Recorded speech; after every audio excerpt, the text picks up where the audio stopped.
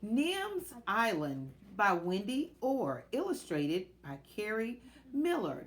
Chapter 3. When the sun rose pink over Mountain, Nim phoned Jack again. But there was still no answer, no ring, nothing at all. Nim checked the phone, the satellite dish, the connections between the solar panel and the phone's battery charger. But everything looked the way it should. She checked her email, even though she knew he didn't have a computer on his boat. 2. Jack.Russo at explorer.net from aka at incognito.net. Date Tuesday, 30th of March, 2021. Dear Jack Russo, your article, The Life Cycle of the Coconut Palm, was as fascinating as a feature film and as fact-filled as a documentary. But I still have a couple of questions. How long did the coconuts float? Do they float well enough to make a raft? How could I build one? Thank you, Alex Rover. A letter, said Nim. She knew it wasn't hers. She knew that Alex Rover was just asking Jack a science question, but it was still a letter. It was as if someone, somewhere in the world, knew she was alone and was saying hello. 2. aka at incognito.net from jack.russo at explorer.net. Date Wednesday, 31st of March at 6:45. Dear Alex Rover, Jack is busy doing science. I hope he will answer your questions tomorrow or maybe the day after. From Nim. She had heaps to do, and that was good because she didn't want time to worry about Jack. She made banana and coconut mush and snuggled warmly with Selkie to eat it for breakfast. Fred always forgot that he didn't like bananas, so he snitched a bit from her bowl and spat it out across the rock. Yuck, Fred, said Nim. She didn't feel much like eating now either. She watered her garden with bamboo pipes trickling coolly from the pool. She towed wagon loads of seaweed to spread around the plants. She picked 10 ripe strawberries and a handful of peas. Jack loved strawberries. She made a new broom with a fallen down palm branch and swept the hut again. She filled in Jack's charts with a big NO across the space for rain and the numbers of barometric pressure and sea temperature, and east for where the wind was coming from. She wished it would turn around and blow Jack home, and she climbed the tall palm tree just in case she could see the white sails. And when she couldn't, her stomach tied itself into a hard, tight knot, and she went on being busy. She mixed up dough to make some bread. It grew swollen and puffy, and she punched it hard in the middle, oofing the air out of the puffiness and the knot out of herself. She punched and rolled it over and over till her arms were floppy and the dough ball was smooth. Then she wrapped it in a fresh banana leaf and carried it to the hissing stones where Fire Mountain met the rocks of Keyhole Cove, and fountains of steamy water sometimes shot high and wild into the air.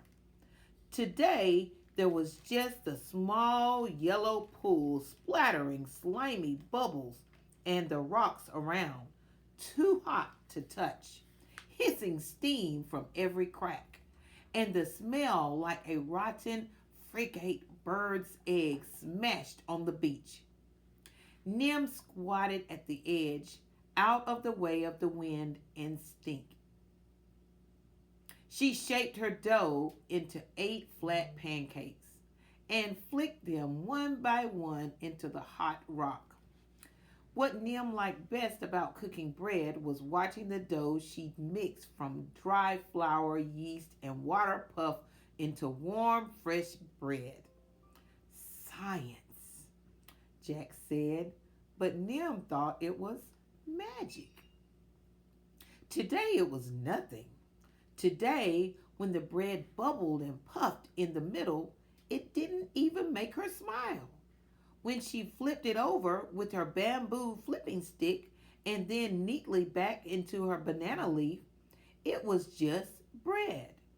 Because cooking bread was what she had to do today. And if she did everything that she was supposed to do, then Jack would come home tonight and everything would be all right. So she went on doing jobs, busy, busy, busy all day. She heaped fallen branches into a bonfire, beachcombed from the black rocks of Keyhole Cove to Shell Beach in front of the hut, and then from the sands of Turtle Beach right to the Frigate Birds Cliffs at the end. And she found 3 giant seeds shaped like hearts, 10 new seashells, and half a wooden paddle that made her think, oh no. But it wasn't Jack's. Suddenly, she was too tired to do anything more. She made a banana sandwich and curled up on the rock between Selkie and Fred to read the last chapter of her book. When she finished, she felt happy and sad at the same time because the ending was warm and smiley, but she didn't want to say goodbye to the people in the book. I'll read it again. Nim decided and read the title out loud as if she'd never seen it before. Mountain Madness by Alex Rover. Alex Rover, she shouted. Fred fell off the rock and Selkie humped crossly at being woken from her nap. Sorry, said Nim. She opened the book again and unfolded the newspaper bookmark. Alex Rover, author or hero. The most famous writer in the world has written a new book, Mountain Madness. Papyrus Publishing, $15.95.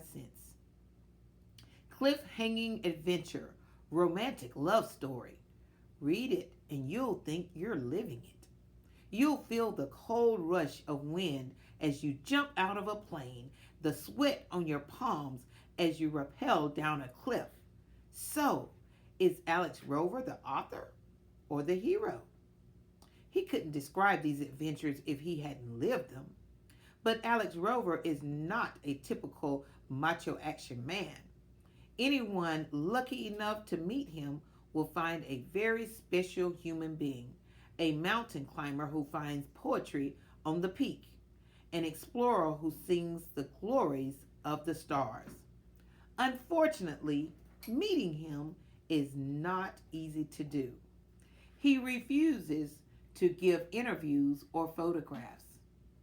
Delia Defoe, his editor at Papyrus Publishing, claims that she has never met him or even spoken to him on the phone. We correspond by email, she says. We correspond by email, Nim repeated. It sounded important and funny. I correspond with Alex Rover by email. Selkie, she said, Alex Rover's a hero. Fred, she added, I correspond with a hero. Selkie and Fred looked confused. They liked it when Nim used words they knew, like coconut and fish, swimming, and Keyhole Cove. But Nim was happy. If Alex Rover could survive all these wonderful adventures, so could Jack. He'd be home tomorrow, just like he said. 2, aka at incognito.net.